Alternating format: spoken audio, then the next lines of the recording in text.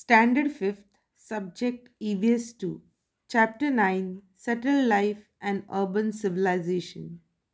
Dear students, in the previous chapter you learnt about beginning of settled life.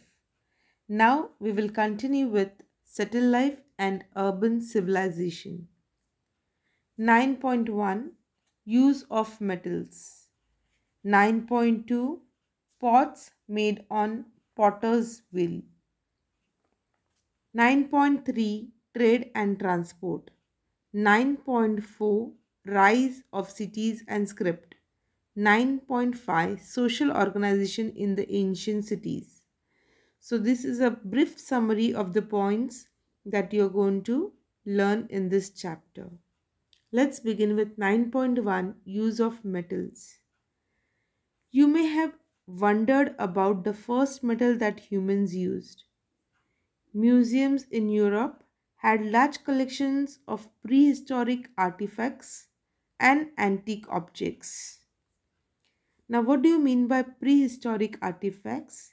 The things which were made before there was any written record. Okay, artifacts which belong to the period when there were no written records available. An antique means work of art having high value because of its age and quality. So, museums in Europe had large collections of prehistoric artifacts and antique objects. A scholar named Christian Thompson, you can see him in this picture, introduced a method for classifying them. It is called the three-age system. Thompson classified the objects into three groups: stone tools, Stone Age; copper tools and other copper articles, Copper Age; iron tools and other iron articles, Iron Age. So this was a three-age system which was a classification that was done by Christian Thompson. He was a scholar. Thompson established with the help of evidence. What is evidence? Collection of facts. That stone tools were the earliest. So what did Thompson say? That the stone tools were the earliest. The period of copper tools and articles was next. It was next followed by the period of iron tools and articles. Accordingly, the three periods were named the Stone Age, Copper Age and the Iron Age respectively. Now this gave rise to the belief that copper was the first metal to come into use. Actually, the gold was the first metal to be used. Gold is a soft metal, so it could not be used for making tools and implements. Humans then discovered another metal which could be used for these purposes. The metal was copper, as you see in the second picture. The period when copper came into use is known as the Copper Age. 9.2, let's learn about pots made on the potter's wheel. The Copper Age was the age of many inventions and rapid changes. The invention of the wheel is the most important among them. It is generally agreed that the wheel was first used by potters. Its use in carts and chariots probably began a little later. What are chariots? Two-wheeled vehicles drawn by horses. So this way, the pots which were made on potter's wheel were the new inventions, and hence there were rapid changes ongoing in the Copper Age. Next, we shall learn about 9.3, Trade and Transport. Now, once the potters began to use a wheel, it became possible to make many pots in large numbers. In this period, people started making symmetrical and colorful pots with beautiful designs on them. Potters and other craftsmen began to live close to each other in the village settlement so as to manage their work more easily. We can say that this became the industrial area of that village, where skilled craftsmen had their settlements and centers of production. This happened mainly in those village settlements where the raw material was easily available and in those which were conveniently situated for trade. Now, such village settlements expanded very rapidly. Rapidly means very fast. As the scale of production increased, trade too expanded with it.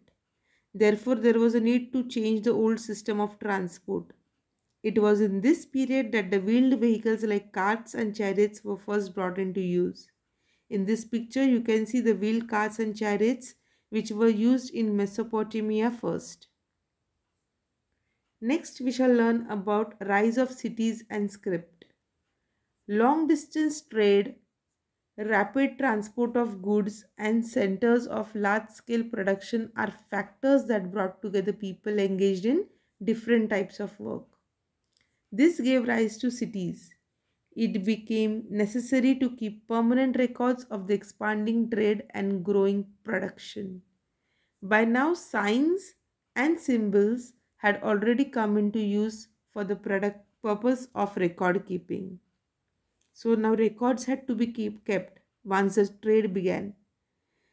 So signs and symbols were used. Broken pieces of clay pots, potsherds, with such signs have been found in large numbers during excavations. So you can see in this picture examples of ancient signs and symbols which are there on the pots as well. The increase in trade and production and the growth in the volume of records to be kept resulted in such modification and improvement in the signs and symbols used for these purposes.